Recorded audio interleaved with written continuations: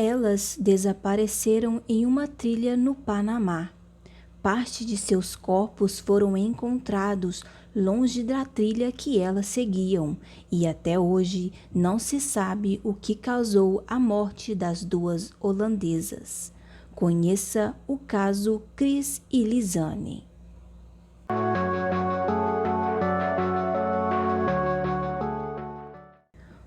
O Panamá é um país da América Central conhecido por ser um destino turístico para quem busca estar em contato com a natureza, tendo em vista as inúmeras paisagens e ilhas paradisíacas da região. Mas, infelizmente, vários casos de desaparecimentos e violência contra turistas já foram registrados no país, o que não foi diferente para as duas jovens holandesas. Lizane e Chris tinham 22 e 21 anos e haviam acabado de se formar na faculdade. Lizane estudou psicologia e Chris era formada em educação sociocultural. Elas eram colegas de trabalho e resolveram fazer esta viagem ao Panamá juntas para trabalharem como voluntárias. A viagem começou em 15 de março de 2014, quando as duas pegaram o voo da Holanda para Costa Rica e depois para Bocas del Toro, no Panamá, onde passaram 2 semanas aproveitando a cidade, fazendo amigos e estudando e indo à praia.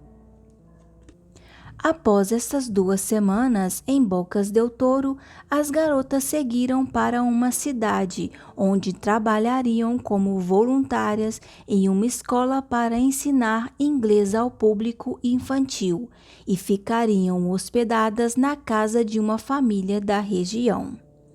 Tudo estava bem acertado, porém, ao chegarem ao destino e irem até o local onde dariam as aulas, ninguém sabia nada sobre as garotas. Assim, o trabalho apenas poderia ter início a partir da próxima semana, e isso acabou deixando as meninas um tanto frustradas. Lizane, inclusive, teria mandado uma mensagem aos pais para relatar a situação e contar que estava bastante chateada. Passado esse momento de frustração, elas resolveram aproveitar os 7 dias livres para conhecer a cidade. De acordo com testemunhas, no dia 31 de março, Lizane estaria sentindo dor de garganta, mas mesmo assim, a dupla de holandesas decidiu fazer um passeio no dia 1º de abril, que havia sido organizado por um guia chamado Feliciano. Elas iriam conhecer uma fazenda de morangos e subir o vulcão Baru, sendo este o único compromisso naquela semana que um dos pais da garota tinham conhecimento. Mas acontece que Lizane e Chris decidiram explorar sozinhas uma trilha da cidade chamada El Pianista. Para chegarem até o local, elas teriam contratado um taxista que informou que teria deixado as duas no ponto de início do passeio às 13h40 da tarde, mas o relógio da câmera e do celular dizia que o passeio havia começado às 11 da manhã.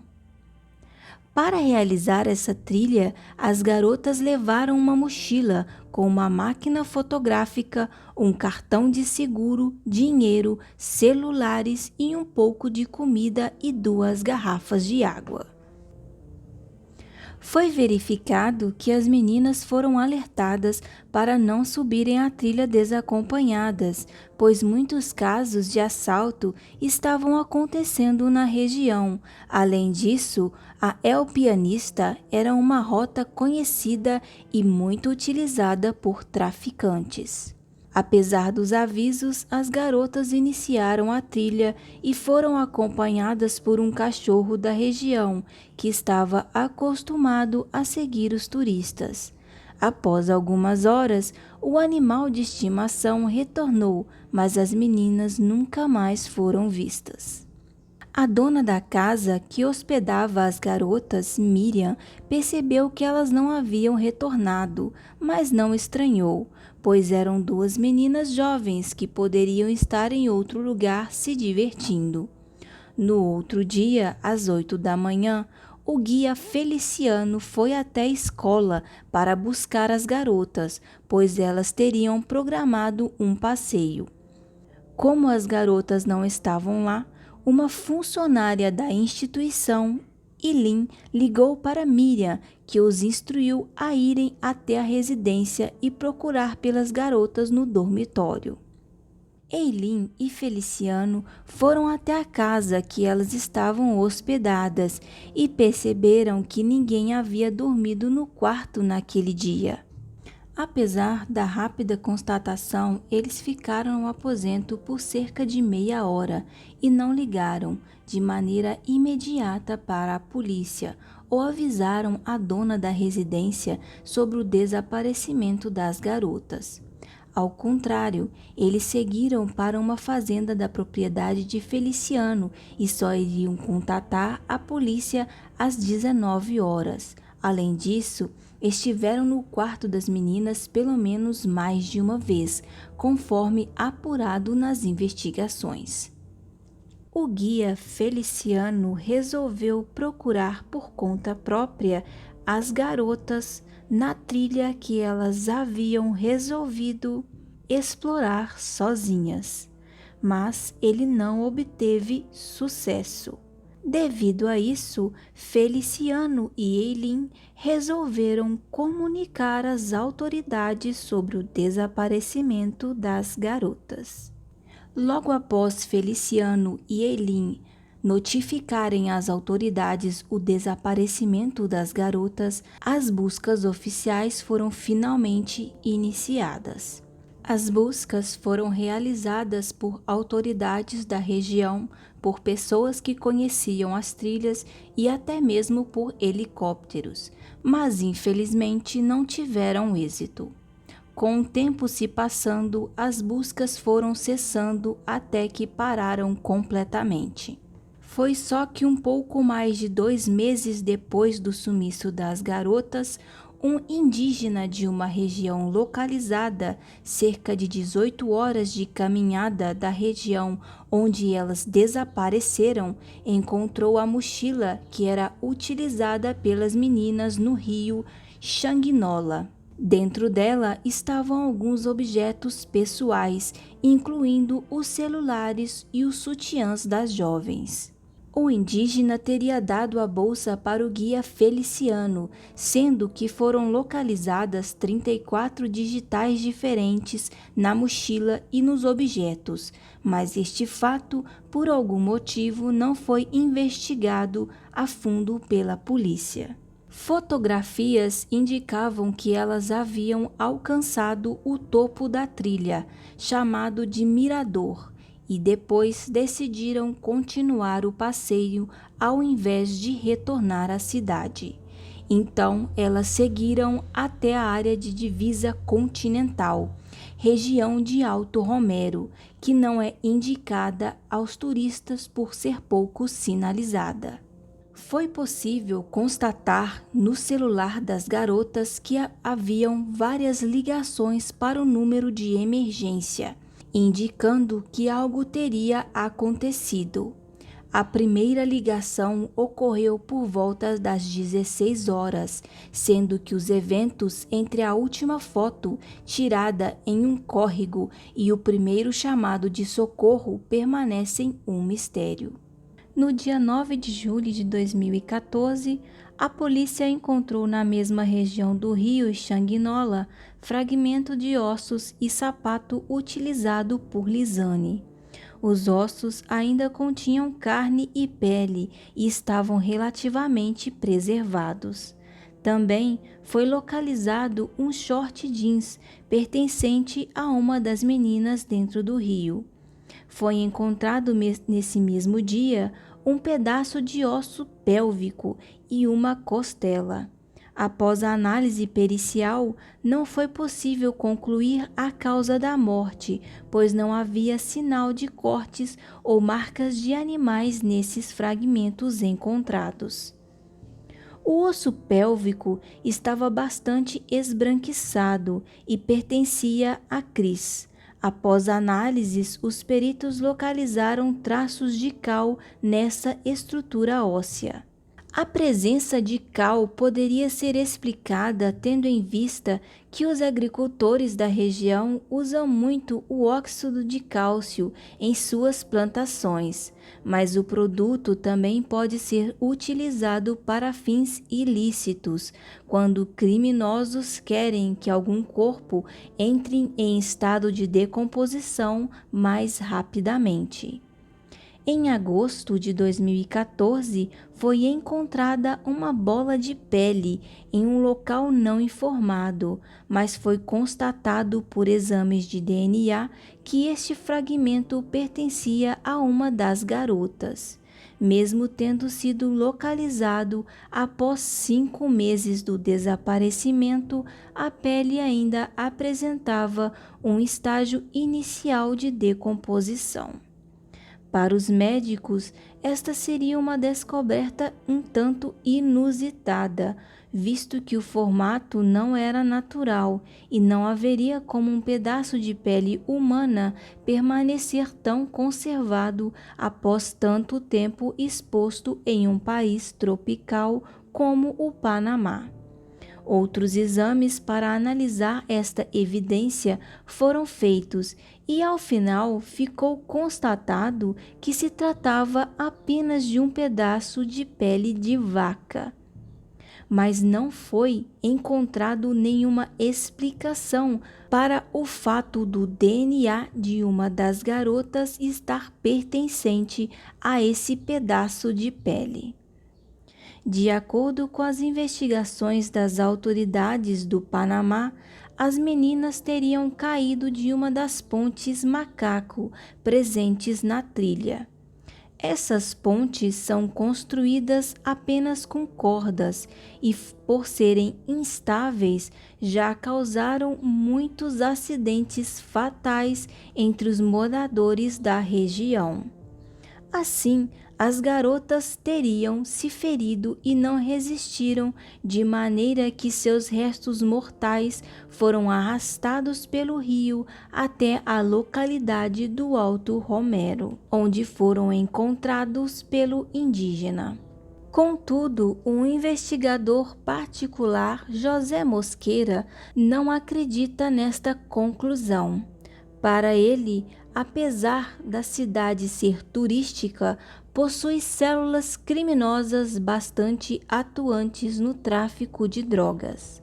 Além disso, a trilha El Pianista é uma rota muito utilizada pelos traficantes. Assim, para o investigador Mosquera, o desaparecimento das meninas estariam conectado com essas ações ilícitas que tinham como palco a região. Este é um caso considerado bastante misterioso, pois há muitas evidências um tanto estranhas, somado ao fato de que não foram divulgadas muitas informações consistentes sobre a perícia realizada nos restos mortais das meninas. As famílias das garotas ficaram um tanto insatisfeitas com as investigações, que foram muito ineficazes, com inúmeros furos e análises muito rasas. A maior lacuna é o que teria acontecido entre a última foto tirada no dia 1º de abril e a ligação para a emergência, que foram realizadas às 16h39 e 16h49. Após este horário, o celular foi desligado. Supõe-se que os aparelhos ficaram desligados para tentar poupar a bateria.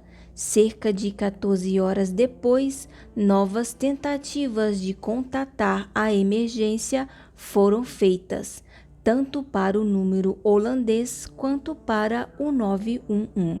Tudo indica que elas estavam perdidas, mas não desesperadas, pois as ligações não eram feitas de maneira constante, portanto, a situação não parecia tão grave. No segundo dia de desaparecimento, ficou registrado que outras 4 tentativas para o número de emergência foram realizadas, sendo a primeira feita às 6h58 da manhã e a última às 13h56 da tarde. No dia 5 de desaparecimento, novamente elas tentaram chamar por socorro, mas a partir desta data, a bateria do celular de Lizane acabou. Outra lacuna é que a partir do dia 5, o celular de Chris, um iPhone, passou a ser acessado com um PIN errado, o que poderia indicar que era Lizane que estava tentando utilizá-lo, ou que Chris estivesse muito debilitada. O aparelho foi usado pela última vez no dia 11 de abril e a perícia concluiu que ainda havia 22% de bateria restante no momento em que ele foi desligado. A análise das fotografias tiradas pelas meninas durante o passeio também gerou muitos questionamentos. As fotos iam até o número 508 e depois havia cerca de 90 fotos noturnas tiradas na madrugada do dia 8, com início a partir do número 510, indicando que a foto 509 havia sido excluída, não sendo possível recuperá-la, pois, de acordo com os investigadores, ela havia sido apagada em um computador, de forma que aumentaram as suspeitas e especulações quanto ao envolvimento de outras pessoas no desaparecimento das duas jovens. As fotografias noturnas são bem variadas e quase indecifráveis.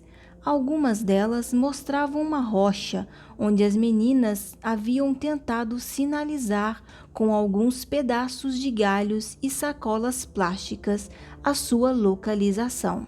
Talvez tenham deixado algo para os membros das buscas encontrá-las, já que elas devem ter ouvido o barulho dos helicópteros que faziam as buscas no local. Havia também uma espécie de espelho feito com uma lata de batatas Pringles. Acredita-se que foi colocado na rocha para que, quando fosse tocado pelo sol, refletisse para as aeronaves. Nenhum desses elementos, porém, foi encontrado pelas equipes de buscas, nem pelos guias. Para eles, não havia nenhum sinal de que as meninas continuavam naquela região indicada. Entre as fotos noturnas, também havia uma foto de Chris com o cabelo em close. O registro divide algumas opiniões. Muitas pessoas acreditavam ver sangue na cabeça da jovem. As 90 fotos noturnas também podem ter sido uma tentativa de chamar a atenção de alguém, já que em quase toda a região da trilha El Pianista existem fazendas e povos indígenas morando no local. Ou elas estavam simplesmente tentando fugir da escuridão total da floresta com o flash que as fotos emitiam. A mata fechada impedia que qualquer tipo de luz adentrasse no local. As pessoas que tiveram a experiência de estar na região à noite afirmaram que a sensação é simplesmente aterrorizante. Você não consegue enxergar e ainda existe o som assustador de outros animais. Este acabou sendo um dos crimes mais difíceis de serem solucionados até hoje, em razão da ausência de provas que realmente pudessem se conectar para criar uma linha de investigação consistente. Apesar das suspeitas sobre o envolvimento de terceiros na morte das meninas, nada de fato ficou comprovado. Assim, O caso de Lisanne Fromm e Chris Kremers, as holandesas que desapareceram durante uma viagem no Panamá e apenas os seus restos mortais foram encontrados, permanece um mistério difícil de resolução até os dias de hoje. Muito obrigada por assistir até o final. Se você gostou do vídeo, por favor, considere se inscrever no canal. Curta, comente e compartilhe com seus amigos também. Assim, você ajuda o canal a crescer e a atingir mais pessoas. Não deixe também de assistir outros vídeos no canal. Você vai se surpreender. Mais uma vez, muito obrigada, um forte abraço e até a próxima!